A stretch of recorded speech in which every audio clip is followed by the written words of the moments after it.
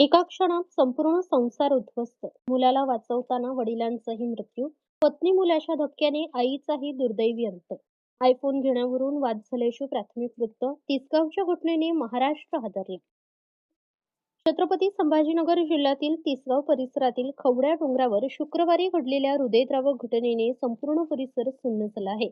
एकाच कुटुंबातील मुलगा कुणाल, वडील मुरलीधर आणि आई संगीता चांदवडे या तिघांचा दुर्दैवी मृत्यू झाला.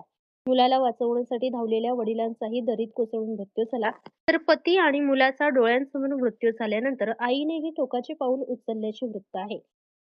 मिळालेल्या माहितीनुसार कुणाल सकाळी सुमारे 10 वाजता तिसगाव येथील खवड्या डोंगरावर गेला होता.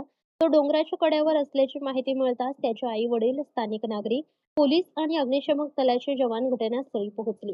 कुणालने टोकाचे पाऊल उचलू नये यासाठी त्याची तब्बल काही तास समजूत काढण्याचा प्रयत्न करण्यात आला. आई वडील, ग्रामस्थ आणि पोलिसांकडून त्याला खाली येण्याची विनंती केली जात होती. मात्र परिस्थिती हाताबाहेर गेली आणि कुणालने अचानक दरीच्या दिशेने उडी घेतली. मुलाला वाचवण्यासाठी वडील मुरलीधर यांनी धाव घेत त्याला पकडण्याचा प्रयत्न केला. मात्र त्याच वेळी कुणालचा तोल गेला आणि त्याला पकडण्याच्या प्रयत्नात वडिलांचाही तोल गेला. दोघेही डोंगराच्या खोल दरीत कोसळले. या दुर्घटनेत दोघांचाही मृत्यू झाला. पती आणि मुलगा दरीत कोसळल्याचे डोळ्यांसमोर पाहिल्यानंतर आई संगीता यांना मोठा मानसिक धक्का बसला. त्यानंतर त्यांनीही डोंगरावरून खाली उडी घेतल्याचे वृत्त आहे. या घटनेत आईचाही मृत्यू झालाय. अवघ्या काही क्षणात एकाच कुटुंबातील 3 जणांचा जीव गेल्याने घटनास्थळी उपस्थित नागरिक आणि बचाव पथकातील सदस्यांनाही मोठा धक्का बसलाय. परिसरात शोककळा पसरली असून चांदोडे कुटुंबावर दुःखाचा डोंगर कोसळला आहे. काही वृत्तांनुसार कुणालच्या आयफोन घेण्याच्या इच्छेवरून कुटुंबात वाद झाल्याची प्राथमिक माहिती समोर आली. काही वृत्तांमध्ये आयफोनच्या हप्त्याच्या पैशांवरून वाद झाल्याचेही नमूद करण्यात आले आहे. मात्र घटनेमागील नेमके कारण अद्याप अधिकृत तपासातून स्पष्ट झाले नाही. त्यामुळे आयफोनलाच या घटनेचे निश्चित कारण मानले योग्य जाणार नाही. मोबाईलच्या हट्टापासून टोकाच्या निर्णयापर्यंत पालकांसाठी धोक्याची घंटा. मोबाईल, महागडे फोन किंवा इतर वस्तूंच्या मागणीवरून मुलांमध्ये निर्माण होणारा ताण, राग किंवा निराशा कधी-कधी गंभीर स्वरूप धारण करू शकते.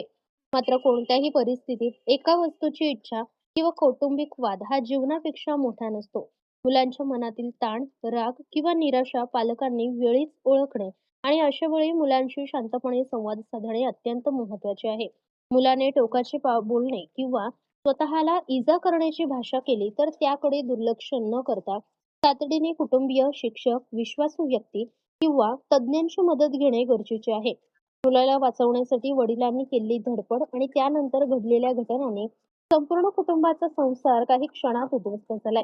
एका मुलाच्या जीवासाठी धावलेल्या वडिलांचा जीव गेला आणि पती मुलाच्या मृत्यूने आईनेही जीव गमावला. या घटनेने केवळ कुटुंबावर शोककळा पसरलेली नाही, तर समाजासमोरही एक गंभीर प्रश्न उभा केला आहे. मुलांच्या मनातील ताण आणि संकटांची चिन्हे वेळेत ओळखून त्यांच्याशी संवाद साधण्यासाठी आपण पुरेसे प्रयत्न करतो आहोत का? घटनेमागील संपूर्ण परिस्थिती, वादाचे नेमके कारण आणि मृत्यूमागची अधिकृत माहिती पोलीस तपासानंतरच स्पष्ट होणार आहे. या प्रकरणाचा पुढील तपास सुरू असल्याचे वृत्त आहे. सातलवडे कुटुंबावर कोसळलेल्या या दुःखद प्रसंगाने संपूर्ण परिसरात हळहळ व्यक्त करत आहे. चांदवडे कुटुंबाला भावपूर्ण श्रद्धांजली. प्रतिनिधी सूरज पारवे, प्रेस मीडिया न्यूज.